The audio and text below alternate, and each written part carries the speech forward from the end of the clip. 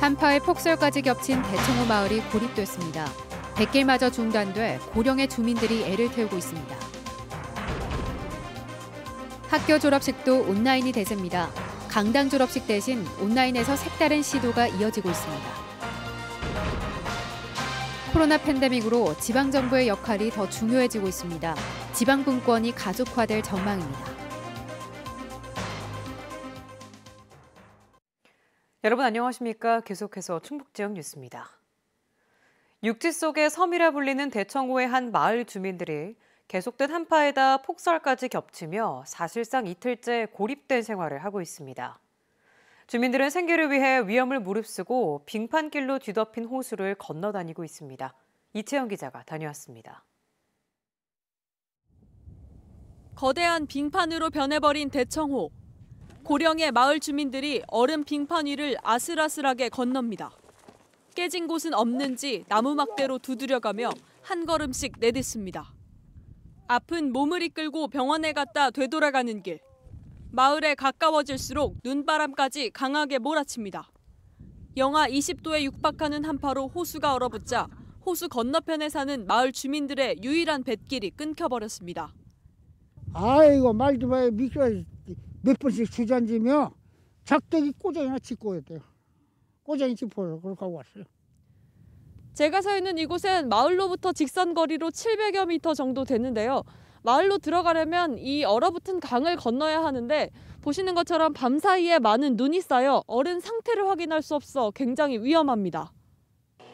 원래 마을 주민들을 육지로 실어 나르던 유일한 교통수단인 공기부양정은 수리를 맡겼지만 2,500만 원 수리비를 감당할 수 없어 언제 고칠 수 있을지 기약도 없습니다. 며칠 전엔 2톤짜리 철선을 타고 먹거리와 생필품을 사왔습니다.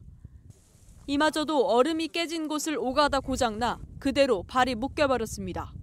엊그제 며칠 여기 좀 들어왔을 때 깨고 다녔는데 스크류 고장 나갖고 지금 또 어저께 매달아 맸다고요. 죽음을 무릅쓰고 강을 건너갖고 지금 다녀야 된다고. 외부와 연결된 산길이 있지만 눈까지 쌓인 데다 무려 13km를 걸어야 합니다. 취재진이 입구까지 가봤지만 언덕이 가파른 데다 임도 바로 옆은 비탈길 낭떠러지였습니다. 60, 70대 고령의 주민들에겐 사실상 무용지물입니다. 참다 못한 주민들은 얼음길 위에 400m짜리 안전 로프라도 설치해달라고 지자체에 진정서를 냈습니다. 고립된 주민은 10가구 18명. 소규모 오지마을이다 보니 행정의 사각지대에 있어 주민들의 목숨을 건 외출은 계속되고 있습니다. MBC 뉴스 이채연입니다. 수리비가 없어서 공기부양정을 못 쓴다. 선뜻 이해가 안 가는 이야기인데요. 댐 스몰 지역의 공기부양정을 지원한 수자원공사도 지자체도 이렇다 할 대책 마련 없이 주민들을 이렇게 위험한 지경까지 몰았습니다. 조미애 기자가 보도합니다. 지난 2015년 대청댐 스몰 지역인 옥천군 오대리 마을은 공기부양정이 도입됐습니다. 잦은 정비가 필요하다 보니 수자원공사는 해마다 500만 원 수리비 예산을 책정합니다. 그러나 최근 수리업체에서 받은 견적은 2,500만 원, 예산의 5배입니다. 공기부양정 하부 튜브에 구멍이 나고 전동기, 실린더 등 곳곳이 문제기 때문에 수자원공사는 지난 2년간 날씨가 포근해 사용하지 않으면서 관리가 소홀했던 탓이라며 정해진 예산 외에는 집행이 불가하다는 입장입니다. 한 2년 동안 안 쓰셨잖아요. 얼음이 안 얼어가지고. 그러다 보니까 이제 관리를 너무 소홀히 하신 거죠, 어떻게 보면. 그러나 주민들은 관리 소홀 때문이 아니라며 지난해 8월 용담댐 방류로 침수 피해가 컸다고 억울함을 호소합니다. 갑자기 물이 늘어나다 보니까 용담댐에서 급 방류를 했잖아요. 그러니까 그게 물에 잠겼어. 그러다 보니까 수리비가 많이 나왔다고. 어찌된 일인지 용담댐 방류 피해 조사에서도 빠졌습니다.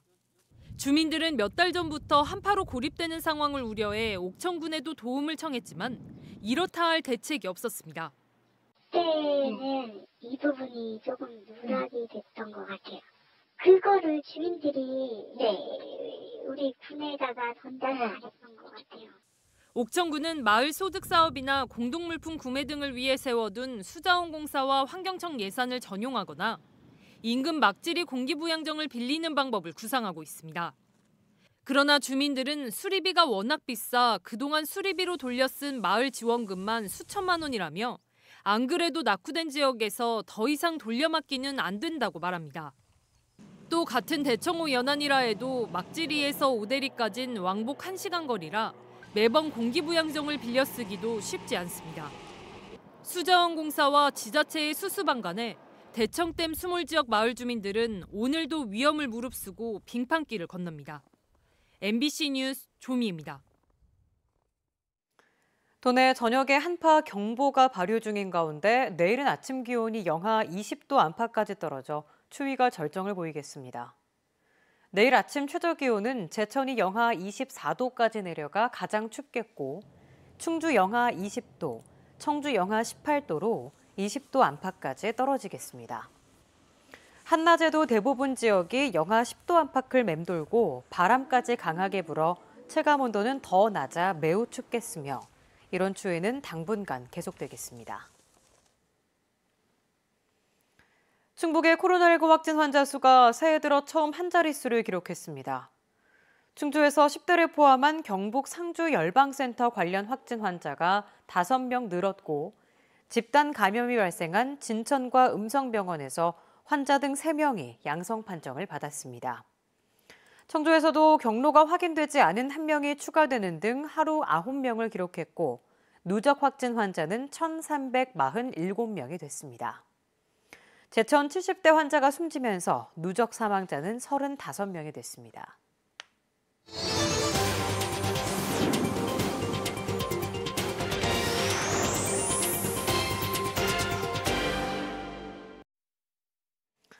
네, 코로나 이후 달라질 우리의 삶과 관련한 기획보도 시간입니다. 지금도 대규모 확산을 현장에서 붙들고 있는 건 지방의 일선 공무원들이라고 해도 과언이 아닌데요. 그만큼 코로나 이후 삶에서 지방정부의 역할과 주민들이 참여하는 지방자치는 더 중요해졌습니다. 허재희 기자입니다. 충주 정수장에서 근무하는 6년차 공무원 조현재 씨. 자가격리자 3명을 관리하며 매일 전화로 상태를 확인합니다. 자녀분들도 다 괜찮으시고요. 예, 알겠습니다. 정수장 업무를 보다가 오후엔 불시 점검에 나섭니다. 자가격리자들이 이탈하진 않았는지 현장을 확인합니다. 이처럼 코로나19 확산을 최일선에서 붙들고 있는 건 지자체 공무원들입니다. 본연의 업무보다 추가적으로 이제 업무들이 늘어난 부분은 있지만 전체가 이제 어우러져서 적극적으로 할 수 있다는 부분이 이제 큰 보람이라고 생각하고 있습니다. 사실 지역 감염이 시작되자 충북 지자체들은 처음엔 우왕좌왕이었습니다.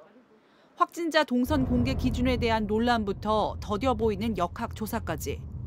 그러나 거센 시민 불만에 직접 부딪히자 세세한 동선과 함께 재빠르게 정보를 제공하기 시작했습니다. 단체장이 매일 브리핑으로 상황을 전하고 3단계에 준하는 거리두기까지 시 단위에서 자체 역학조사관을 영입하기도 하는 등 초기 확산을 잡기 위한 강수는 단체장 판단에서 나왔습니다. 서울시의 거리두기, 경기도의 신천지 명단 압박, 전주시의 착한 임대인 운동, 드라이브 스루 검사까지 위기 상황에서 빛난 지방정부의 역량은 우리 일상을 좌지우지하며 중앙정부까지 영향을 미쳤습니다. 인근 지방자치단체에게도 그 영향을 줘서 좋은 정책들의 경쟁들이 일어나고 이런 것을 통해서 이제 국가적인 측면에서도 큰 이익이 되고 바른 방향으로 가는. 앞으로도 있을 위기 상황에서 중요성은 더 부각되는 상황.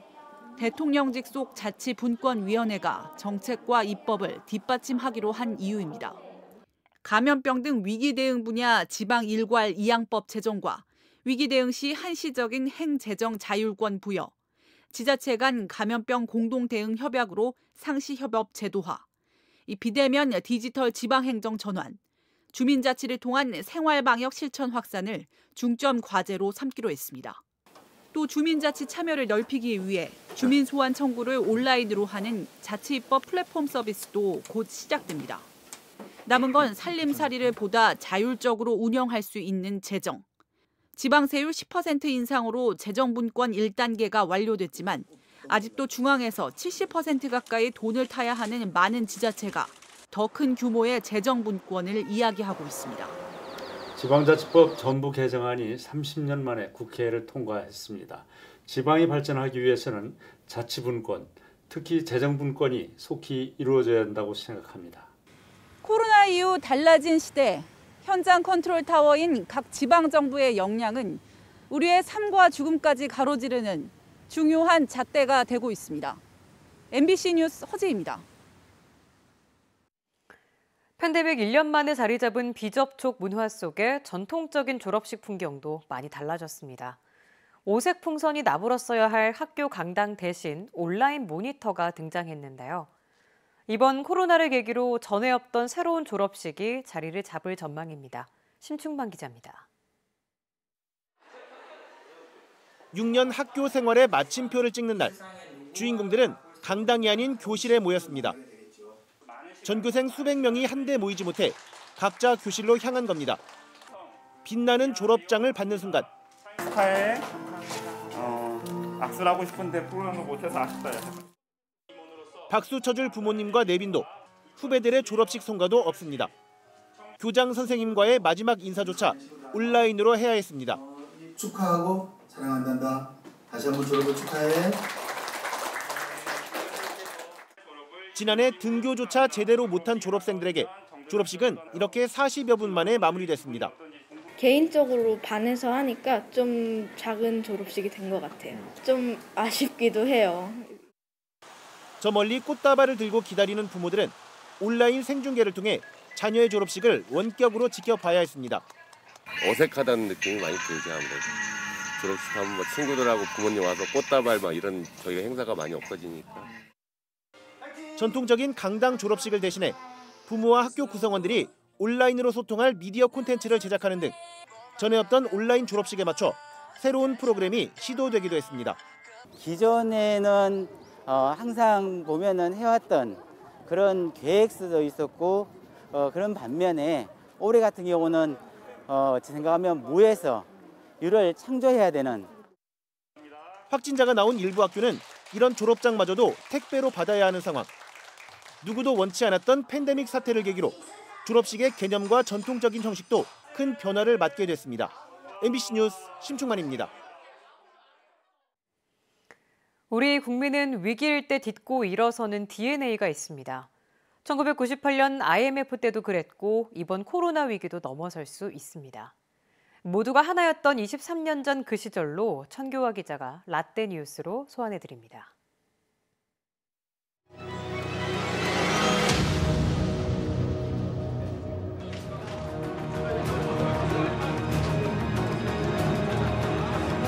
오늘의 조인식이 한국 경제가 선진 경제로 새로 도약하는 계기가 되기를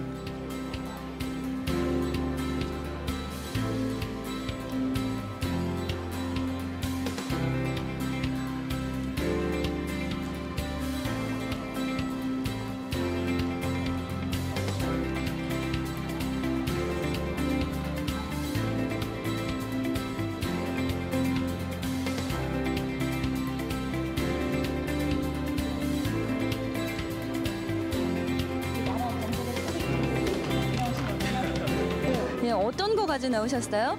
저는 결혼 예물하고 아기 돌반지 갖고 왔어요. 저는 저희 시어머니께서 생전에 끼시던 반지를 가지고 나왔어요.